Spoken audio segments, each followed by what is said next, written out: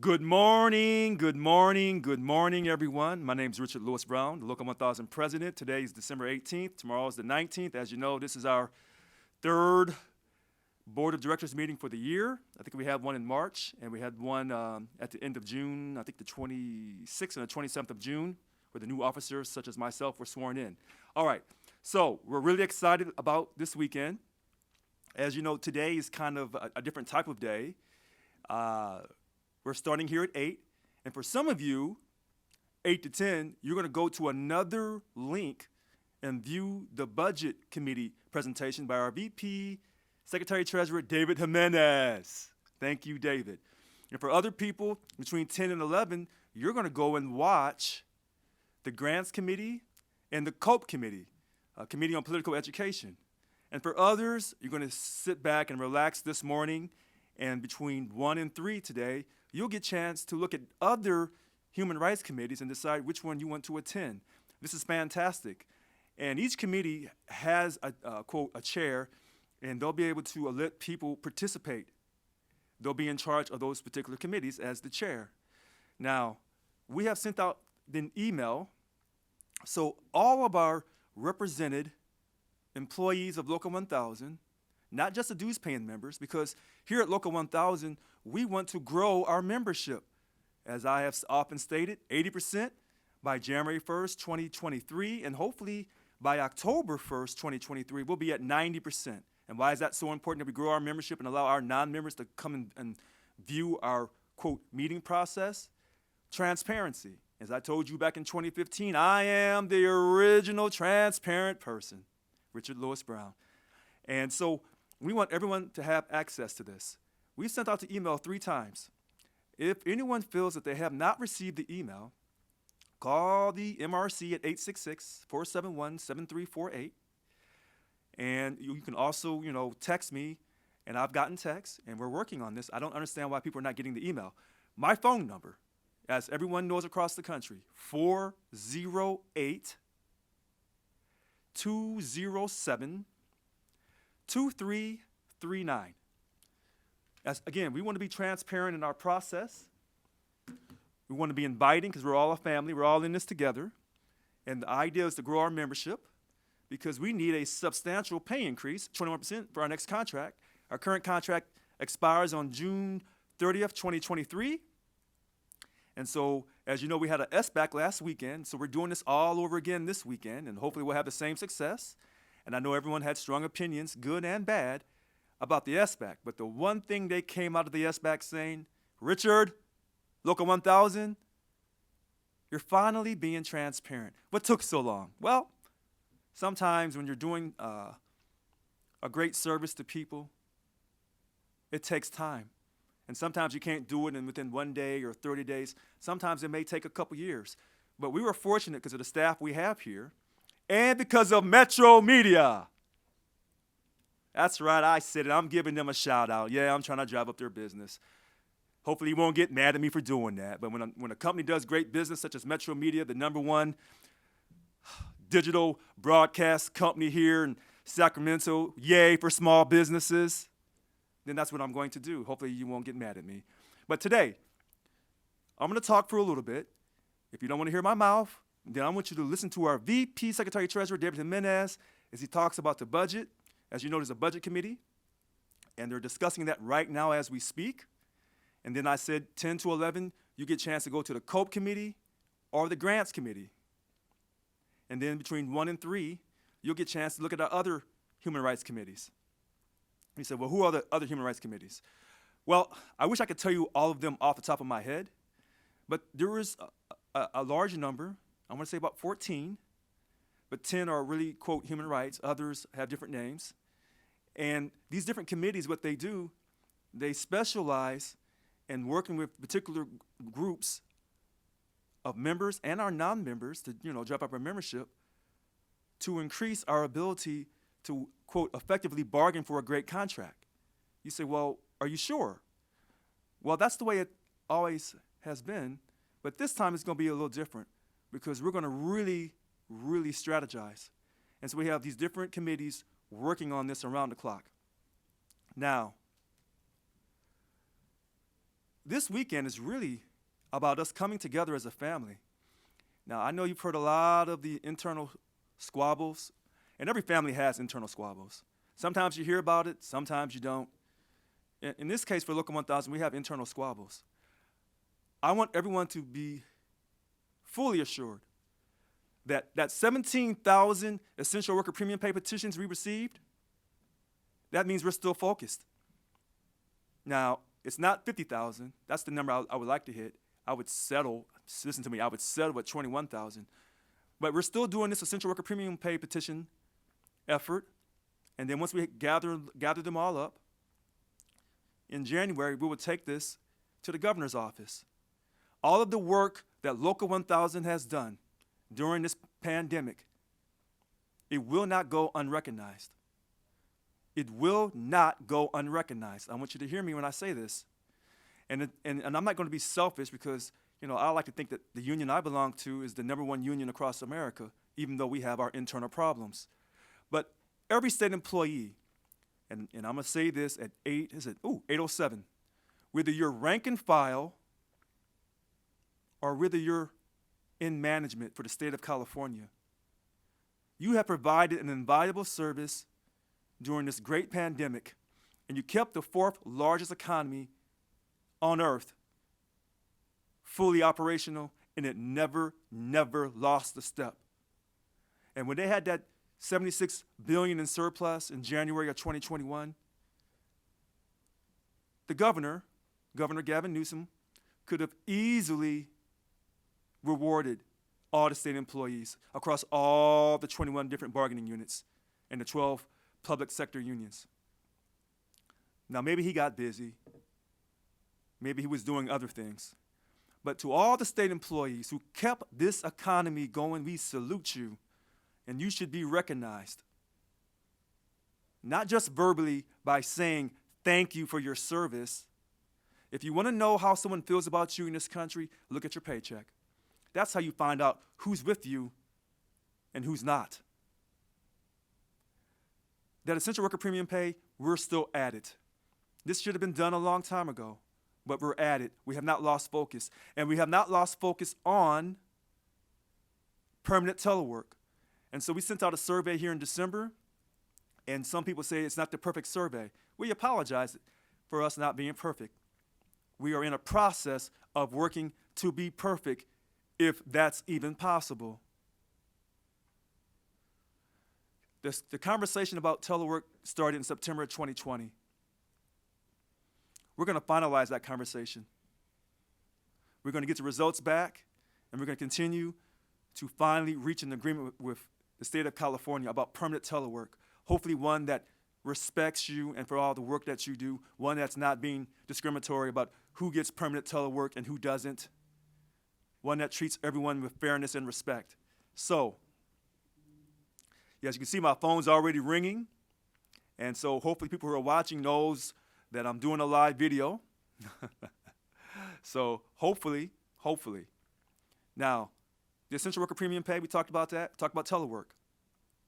So when you hear about all these things that's going on in Local 1000, and we're being transparent about it, and this is not any, and what some people would say, this is like a soap opera, this is like reality TV, this is like NASCAR, it's going to be a car crash. What we're doing is we're still focused on growing our membership. This is about strategy. And you're going to see this weekend, you're going to hear the chairs of these different human rights committees talk about their strategy. And they said, Richard, as our leader, as our chief negotiator, our only chief negotiator, as our leader of Local 1000, the person that can only call meetings and chair meetings, do you have a master strategy?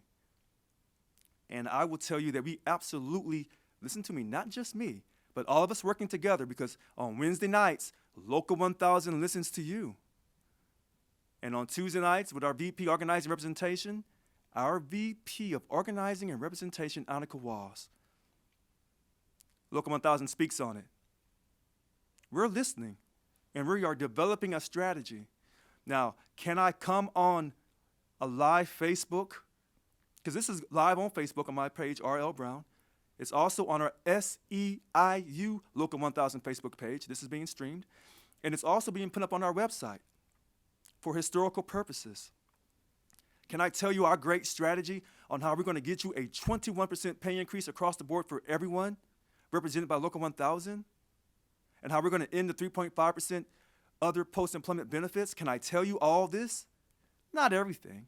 Some things we have to kind of hold back. Because even by our policy file, they say our great strategy sessions must be in a closed door session. Because we don't want the state of California to know everything we're doing. So we want to be transparent in our strategy that we're going to work together, we're going to organize, we're going to end our internal bickering, but we're going to still strategize. And so this weekend, you're going to see that when these different chairs talk about the great work they're doing for their human rights committees, you're seeing, quote, their strategy being put forth. And this is fantastic. And when we have our board of directors meeting, that happens tomorrow, you're going to see us talk about a great many things. But someone has reminded me consistently since the time I've arrived on June 30th of this year, Richard, you may be the president of Local 1000. And those 51 DLC presidents and those 10 different bunk chairs that make up the board of directors, along with you and the 3 VPs, the VP Secretary Treasurer, David Jimenez, our VP of Organizing and Representation, 2 times she's been elected, Annika Was, and our VP of Bargaining, Irene Green. You may think it's all about you, but it's really about the members. And that our voices will be heard, Richard. We voted you in to reflect our voices. We voted you in on your 10-point platform. And so their voices will be heard. We are a member-ran union. It's not Richard's union. It's not the board of directors union. It's a member-ran union. And so a lot of people have strong opinions. Some people for me and some people against me. And now it appears that they've been able to create this narrative, those who are opposed to me, that I should not, and I say this with a sad heart, that I shouldn't be your president. I shouldn't have my powers. And the people who are opposed to me, and I say this with love and respect, people say, oh, you call these people the hateful eight, some of the board of directors, you call them the hateful eight, and that's mean. I'm not trying to be mean. I'm trying to be humorous. I say that with love and peace. They try to portray it like I'm being just so negative towards them. And that's not the case. I tell you the hateful eight with love and respect. That's not my original line. I love my original lines. The hateful eight comes from that great movie by Quentin Tarantino. I'm not trying to take his money away. That's his great line. We have some people who don't want me around. And it's unfortunate because they're disrespecting the will of the voters for our union. And there's a perception of unions across America that we can't run good, clean, and fair elections. And what you saw last weekend, people saw the election for our bargaining representatives, for the 10 different bargaining units. And some people said, well, Richard, this is fantastic, but why can't we as the membership vote for the, quote, bunk chair and the vice chair and the alternate vice chair and for members on the bunk? Why is it just a small group of people voting on a smaller group of people that's going to work with you, Richard, to get a 20% pay increase, across the board for everyone? We should all be able to vote for those people. That's a great point. And so when you see this internal bickering of the union, you have to ask yourself, why are they trying to remove Richard? Why are they trying to strip him of his powers? What has Richard done? Is it because they know in their heart that 21% pay increase is going to, quote, substantially give you a life and give you the respect that you haven't gotten from the state of California from the time you first started, whether it was just 1 day ago, 2 years ago, or if it's been for the last 30 to 40 years? Is that the problem? Is it the fact that I'm bringing up that our retiree health care is guaranteed and that they, quote, convinced you that it wasn't guaranteed? And so they wrote an amendment to the law. Is it because we're going to stop that 3.5% deduction? Or is it, Because normally it always comes down to money when someone wants you out of office. But you know, sometimes the money goes along with the dignity. Remember the 5.11 dignity clause in our contract? When I said, hey, we're never going to sign a contract. We're never going to sign a contract where Cal HR is the final decision maker over our dignity. We will never, ever do that. Never, ever. And I mean that. Is that the problem that they have? Because they know that now you have a real labor union leader? Is it the transparency that when I showed you the credit card situation from the past, and when they were trying to say that I was spending money incorrectly, was that the problem? See, a lot of people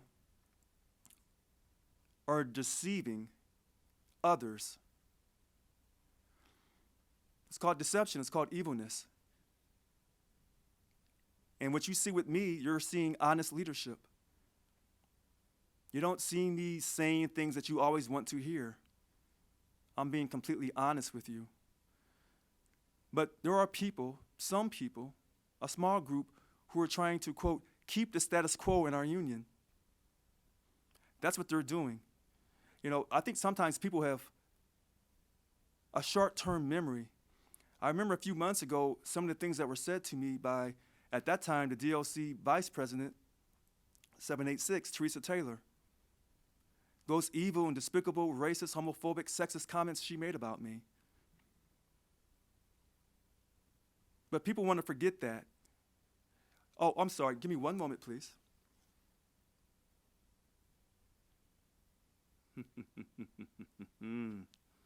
All right. So people want to forget certain things. But we have it in written documentation. And so that happened. And she never said, well, I'm going to take back those comments, that those comments don't reflect my DLC 786, the Franchise Tax Board. And now that when she became president, when her daughter stepped down because she made similar comments, they never issued an apology. But you and I both know if I had to make those comments about them, I wouldn't be working for the state of California. So you see the double standard. You say, well, why is that double standard so clear and so obvious? I think you know why. We're going to make it through this, everyone. We're going to make it through this. Yes, we are. I called for this meeting, and I know some people are saying they never got the links. It's interesting. People were telling me they never got the links, and they were sending emails saying we didn't get the links, and we don't have a voice, and we can't, participate. But yet, ironically, I feel in my heart that people are able to watch this, and people are participating. That's the funny thing about this. So, when people send me emails saying, oh, I can't get access, or I can't do this, or I can't do that. But yet we know that's not the truth. And you're going to see this weekend, you're going to see the truth come out. That's what you're going to see this weekend. And you're going to see the strategy of some of these people who are trying to run me out of office. You're going to see their strategy. It's going to be really easy to see. They're going to be exposed. But you know what? Sometimes, like if I've always said in a lot of my videos, you have to expose people. Sometimes you have to air out your dirty laundry. Sometimes you have to take it to the, quote, laundromat. And then sometimes you still can't get it clean. And you have to throw it completely out and start over again. And so sometimes when they say, hey, we're going to make this great change. Well, you can't change what you never had. And you never had a relationship with Local 1000. But now you do. You can call, you can speak to me. And many people have called me and said, Richard, thank you for opening things up. We've never seen our union this transparent. And I've often told you, you never will again. You have to have a certain gift, almost a divine destiny, to show up, to do this job, and to do it well. And remember, the only thing I'm trying to do is get you paid a substantial amount of money for a specified period of time. And, people say, well, they always take our money from us. while we're under a signed contract. That means you don't have a union. That's what that means. A union gets you substantial pay increases for a specified period of time, absent from the abuse of management. That's what a union does. As long as I'm your chief negotiator of your contract, we will never sign a contract where we agree to a POP, voluntary giving up our money. We will never be furloughed. And the most important thing, when we sign that guaranteed contract, there will be no job loss. All these ideas and past practices of people losing jobs while under a signed contract, that's not how it is supposed to be for a union. Why pay money to a union if your job's not guaranteed? That's why they created unions to begin with. That's why they did that. Now, we want everyone to have a great day today.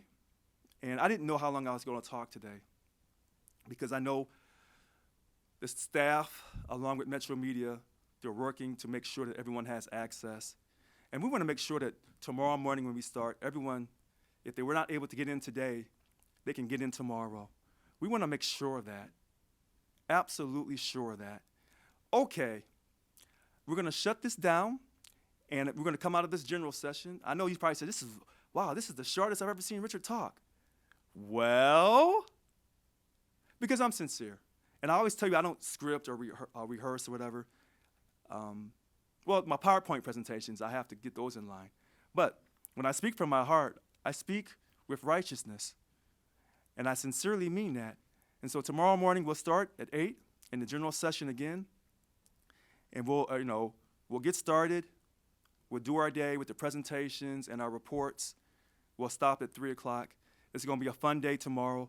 Please, because I don't want to take too much time away from David, I want people to go and watch his budget committee presentation from 8 to 10. He's done so much work to get that prepared. And then from 10 to 11, the COPE committee and the grants committee. We want people to be able to watch that. And then from 1 to 3, you can go to our website and look at the different human rights committees and decide which one you want to watch. We want to thank you so much. And I will see you tomorrow morning at 8 o'clock sharp. Thank you. Have a great day.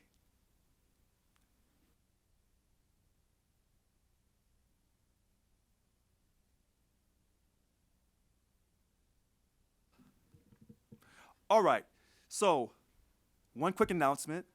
As you know, I'm the Local 1000 President, Richard Lewis Brown. Today is December 18th, 2021. The emails were sent for everyone to join the general session. Now, it appears, I don't know how certain this is, that people were not sent the link to join all the different human rights committees and, quote, the budget committee. So a link will be sent out